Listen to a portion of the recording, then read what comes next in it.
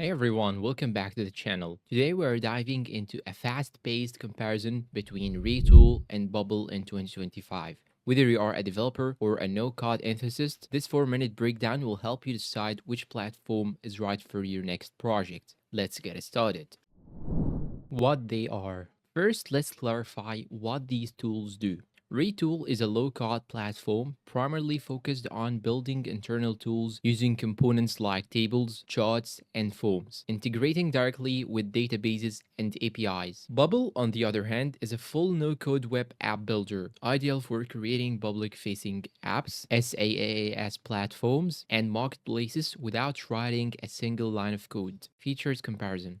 Retool backend first, great for dashboards, admin panels, and CRUD apps. Drag and drop user interface builder with strong data binding capabilities. Works with SQL, REST, GraphQL, Firebase, and more. Strong developer tools like JavaScript support and version control. Bubble front end plus back end capabilities in one place. Powerful visual editor with responsive design options, built-in database, workflows, and user authentication. Huge plugin marketplace and third-party integrations. In short, Retool is more dev-centric and works best when paired with existing infrastructure. Bubble is broader, great for solo founders or teams building consumer-facing products from scratch. Pros and cons.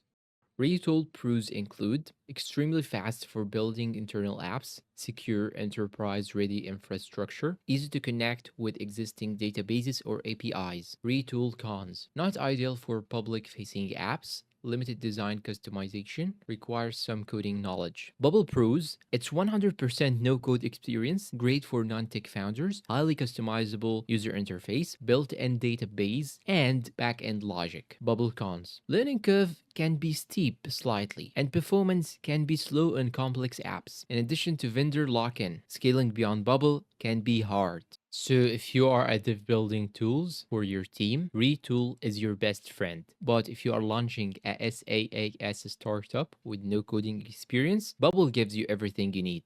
Pricing and use cases.